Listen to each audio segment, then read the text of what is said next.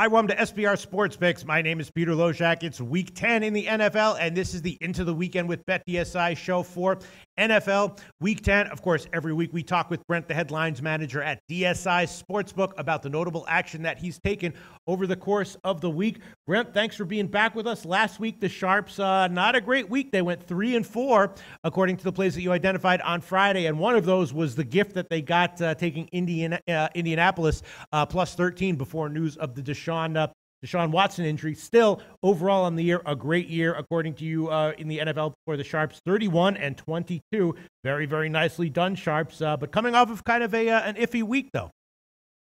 Yeah, I mean, let's be honest here. We're like 9 weeks into the NFL season, and this is the first week that we've had the plays talked about on the show come up with a losing record of 3-4. I mean, the worst we've done prior to last week was 3-3. So, I'm not going to complain too much about that. Right. But I will complain, if you allow me, just a little bit about the Thursday night football game. I mean, you talk about the value in numbers and stuff like that, and just the stuff that has to happen sometimes to get a number to land. Like, I mean, last night the Seattle Arizona is the game I want to complain about.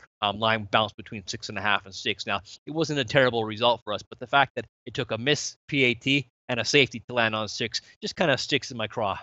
Yeah, but I mean, 6 is not considered a dead number. I mean, 6 is, if you got a number that's bouncing between like 5.5 and 6.5, there's a reasonable chance it could land, right? Yeah, I mean, I think they talk about, you talk about the numbers historically. It's like 3, 7, 10, 6, and 4. In maybe the last 3 numbers, you throw those around. So yeah, it's a number that, but just the way that it landed. I mean, a missed point after attempt and a safety. Come on, Peter, that ain't right. Right, but so that was a bad result for you, a losing game, but not a disaster. Yeah, it was a losing game for us. I mean, we needed the under, so that was all right. But still, I just don't like the way it landed. It just kind of rubs me wrong. I hear you. Yes, indeed. You got to have ice in your veins to do this long term, and I suspect that you do, Brent from BetDSI. All right, so let's talk about 3 of the more interesting NFL games that I want to get to. Make sure we touch on this week. Of course, I want to talk about the next Green Bay game. Obviously, with no Aaron Rodgers, things have changed drastically for Green Bay, and certainly from a betting perspective. With Rodgers in, I'm assuming that Green Bay would have been at least a 3-point favorite here, maybe 3.5, maybe 4, maybe even more than that. They opened, though, as a 4.5-point dog to Chicago, and Chicago's gotten bet up. It's now up to a 5.5. Last week, of course, the Packers lost pretty comfortably ATS to Detroit with no Rodgers in. So normally Green Bay is a team that the public likes to bet, but without Rodgers, is the public actually fading them? Yeah, one thing I do want to mention, Peter. We talked about one of the dog plays last week was the Giants at home to the Rams. I think it was like plus 4.5 and 4 at the time that we did this show, and it's just kind of important for people to keep an eye out on in terms of line movement and stuff like that. I mean, I believe that game closed like 6, and yes, even touched 6.5 at some point on Sunday. So I mean, when that happens, like just for your guys to listen, listeners and viewers to know. I mean, when that kind of happens, I mean. Yes, we had public action one way on the Rams, but we had sharp action on the Giants. And even though it was public action the other way, it's just public action is not going to drive a number from like the 4 and 4.5 on the day that we did the show up to 5.5 and 6. So just know that when a number moves like that, unless there's an injury that happens, it's sharp action the other way. And that is what happened with the Giants game. We did get sharp action on the Rams that drove that number back up. So, we're going to take the L on that for sure. Obviously, that was a terrible game by the Giants. But I just want, people to kind of pay attention to the line moves as well. You just don't, throw your bets down at the number and walk away, because you can look back and say, if a line moved like that, there's only one reason it did. Like I said, if it wasn't injury information, it was sharp the other way. So not to say, oops, sorry on that one. We'll take our lumps. And again, NFL's been all right so far this season, but that's kind of what drove that number. This game here, yeah, I'm kind of surprised in terms of how it's gone with the Chicago money coming in. And like you said, I mean, people are always behind Green Bay, but it's interesting that the public definitely they will kind of overreact to certain things, and when they think a team is not doing well and a team's going to struggle, and maybe a team looked bad the last time they saw them out, like the Detroit game. I mean, they lost to Detroit by was like 17 or 13, I guess it was. Again, that's another terrible way to lose a game too. If you had a total or something going on with that game, losing the total on Monday night with that pass interference call, I guess it was in the end zone with no time on the clock. That basically put that game from a 40-point game when the game total closed 43 to a 47-point game. So there's another one that people can be upset about. Green Bay, yeah, I mean, they're a team that seems to be like the public is kind of sour on now with the quarterback situation and all, and the effect that it's had. I mean, obviously Aaron Rodgers is one of the best, if not the best out there right now, and with Tom Brady being thrown into the mix, obviously. But I do have, it's kind of surprisingly right now a slight wager count favoring Chicago. So I've got more bets on Chicago, slightly more money on Chicago as well. I'm sitting at a low total here of 37.5. But I mean Chicago's quarterback. I mean he hasn't been much to write home about either. So I'm just kind of surprised that the line has gone up how it has. It hasn't made a huge jump. It's gone basically from 5 to 6. It's not a big jump, but I'm just surprised to see that move just simply because I mean Chicago's quarterback situation isn't that great either now. They do have a decent running game, but Green Bay's got a decent defense as well if they're not out there too long. So right now, just public money right now, just slightly favoring Chicago. I don't have any sharp action that has moved this number at all. We're sitting at 37.5 and 38, pretty much out there, which is what it opened at. So my total is dead flat, and like I said, just slightly more money on Chicago, but nothing sharp involved. All right, I guess that makes sense. The next game I want to ask you about is one that had us all scratching our heads in the office when it opened, and that is New Orleans against Buffalo. We were all a little bit surprised by the fact that the Bills opened as a home dog, and actually the line has gotten bet up since it opened. The Bills opened, I believe, around a 2-point home dog. It's now up to 3 market wide. Now, of course, New Orleans has been an ATS machine. I believe they've covered 6 weeks in a row, but still they've had kind of an easy schedule, and just we were all scratching our heads a little bit, wondering why the Bills are a home dog, and now the line is even higher. It's now up to 3. New Orleans -3. First of all, have you gotten any sharp action on this one? And what way is the public betting? Yeah, the public is betting New Orleans as they typically do. This line, I mean, we opened it up like 2.5 with juice, and now we're sitting at like 3 dog 20, I think it is right now, or 3 dog 15, kind of where we are hanging on the number 3. But yeah, I do have public money going with New Orleans, which kind of is no surprise. It's been like that all season long. But I do have sharp action on this game, and that was when the line was up to 3 -15, 3 flat. I got sharp money on Buffalo +3 -05. So that's kind of a comforting spot for us. I think Buffalo hasn't lost at home. I think if I remember correctly, so they're like 4-0 or something like that at home. And New Orleans, yeah, they've been very good. I mean, they're on quite a streak. They've won 6 in a row, and Buffalo, of course, lost to the Jets last week, and they look poor doing it as well. So could be one of those situations where you're looking at people are looking at how good New Orleans has been recently and how Buffalo looked bad last time out. But of course, Buffalo at home. And again, catching 3 is a spot where, as a book, you kind of feel comfortable with that. I do have, like I said, public action going the other way with New Orleans. Wager count is almost 2-1 favoring the Saints. So no surprise with the public backing the Saints. But sharp action is definitely on this game, and they took Buffalo +3 -105. Now, again, if the line's like -3, like I said, -3, -05 right now, where that means you're +3 -15 on Buffalo. And again, people will often say, if a -105 where the sharp came or -115 where it is now, it's not a big deal. But in terms of your long-term win percentage, it is a big deal. I mean, you're talking about 2%. Your break-even point at -105 is like just over 51%. Your break-even point at 115 is like 53.5%. So long term, it really is a slow grind in terms of the difference of winners and losers. So if any chance you get to like 105 instead of 115, it's going to make a bit difference long term. I do want to mention the total on this one as well, and I don't have sharp action on that total. We are sitting at 46 right now, but it's kind of interesting that the public has gotten onto it. The sharps earlier were playing the under with New Orleans game. And again, they've kind of changed the complex of their team, it seems, in terms of running the game, or running the ball a little bit more, wearing the clock out down a little bit more. And the public has kind of keyed to that the last couple of weeks, going with my wager counts used to always favor the over with the Saints game. But even this one here, I've got like a 3-1 count favoring the over. Now, again, not sharp action that drove that number down from 48.5 to 46.5 where we are right now. But just interesting note that the public is kind of seeing New Orleans as an under team now. All right. Yeah, that is pretty interesting. So sharp action came in on Buffalo +3 -105. That's what we were all thinking and discussing in the office, thinking that Buffalo might be a great play this week.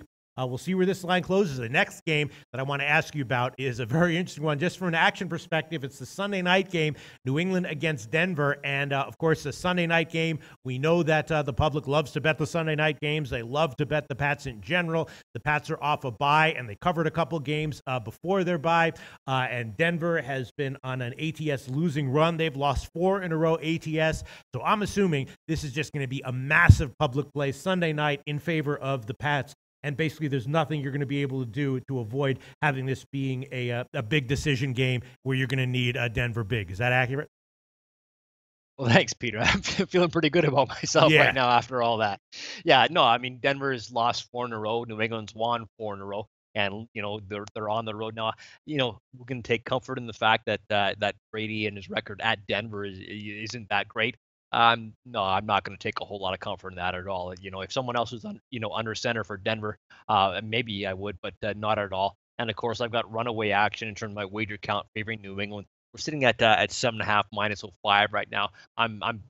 If the things continue the way they are right now, I could easily be 7.5 flat or even 8. And again, 7.5 and 8 is not a big deal. It doesn't often land on 8, but it'll land every now and then. But you also kind of move to 8, maybe taking into account the fact that people might want to buy New England down to 7 points. So just kind of juice them out a little bit on that. But yeah, I've got a wager count of 10-1 favoring New England. The count favoring the under as well, almost 2-1 favoring the under. And again, Denver, if they don't have to be on the field the entire game, they've got a decent defense, and their offense seems like it just can't score and hasn't moved the ball very well. But under the lights and stuff like that, the Sunday night teams tend to play a little bit better, and the home teams, you tend to find value in terms of the book side of things. So I wouldn't be surprised if this number went up to 7.5 flat or even 8. And if it didn't come back down at all, it would be as public action driving it that way. The only thing that's going to bring this number down is sharp action, Peter. Yeah.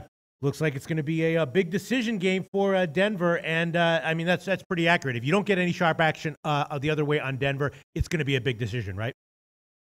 Oh, for sure. Yeah. And again, you'll be able to tell by the live movement. Like I said, we talked about the Giants game from last week where that game had sharp action on the Giants and then got bet back, kept going back up with sharp action the other way. So, I mean, in this game too, I mean, if the Sharps, they could like New England, you'll see this number climb right up. But if it does come down, there's only maybe one reason why it comes down, and that will be sharp action. Right. Okay. Well, so far we know that the Sharps are liking Buffalo. I'm liking Buffalo. Most people in the SBR office liking Buffalo this week. What else can you tell us about notable action from around NFL Week 10? I got a total for you with the first game on the board. That's Minnesota at Washington. This number's dropped just 1 point so far, but Sharps did come in on the under of this game. Now, I mean, Minnesota's defense has been real strong. They've won, I think it was like 4 in a row or something like that. So they're at 6-2. Washington last week, I mean, they went into Seattle and won that game, a nice low-scoring game for them. And Minnesota's defense, I don't think they've given up over 20 points all season. Well, I think week 2 maybe it was Pittsburgh. I think scored over 20 against them, but other than that, no one's scoring more than 20 points against Minnesota on the road at Washington. So under 43 is where I have sharp action on this one. My wager count, unfortunately, favors the under as well. So I've got my wager count, public action favoring the under. We're sitting at 42 right now. I wouldn't be surprised if this one dropped down to 41.5, maybe 41 even. But under 43 is where I got sharp action. The Jets game here, we got the Jets at Tampa Bay. Now, obviously, Tampa Bay is a bit of a mess right now. They've lost Winston, I think, is going to be out for 2 weeks now, they're saying. And their stud receiver Evans, he's gone because of a suspension because of what his little outburst last week. So I've got just kind of a bad looking Tampa Bay team missing their best receiver, missing their starting quarterback, and I got sharp action on the Jets. That action came at that pick.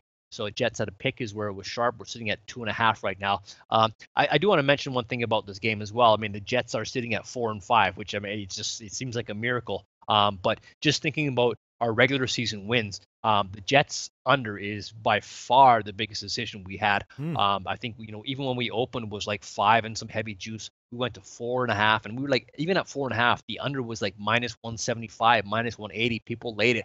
We went down to 4. We started at like 4 -150, and even that closed like 4 -170. So just a ton of under money on the Jets regular season wins. And right now they're sitting at 4-5, and they're on the road at Tampa Bay as a favorite right now. So if the Jets get the win for us, it would be good enough, just in terms of the regular season wins that it'll crush. I mean, that'll be a real big decision for us. And I mean, we're only at week 10 and they've already won 4 games. So that's just kind of as a side note, that's a real good spot for us. Another doggy game we're going to have to talk about, unfortunately, is the Giants at San Francisco. San Francisco 0-9. The Giants 1-7, so I'm sorry to bring this game up, but I do have sharp action on this game. Again, those same Giants who got sharp action last week are getting sharp action again this week. Giants -1 is where that sharp action came in. Yesterday, this line was 2.5, and right now we're all the way up to 3. Some places like 2.5 -120. We're at 3 dog 20 right now. So heavy action one-sided favoring the Giants. My wager count's only like 2-1 favoring the Giants. So obviously, this is not one of those games where you're going to get a ton of public action involved, but people are going to bet it obviously anyway.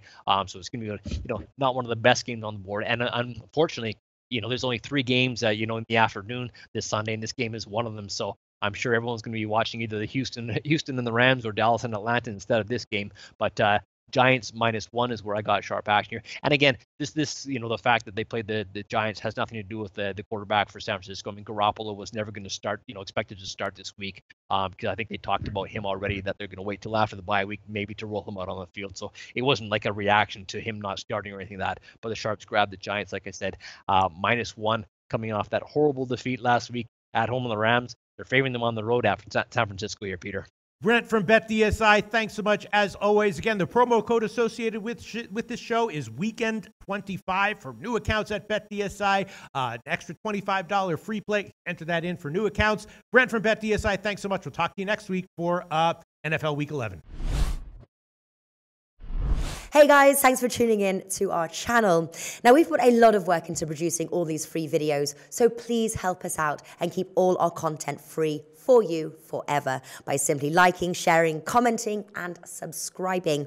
Now, not to mention, a visit to our industry-leading website will warm the hearts of all our SBR employees, especially myself. Now, the links are over there to the left, so do check those out. Thanks for watching.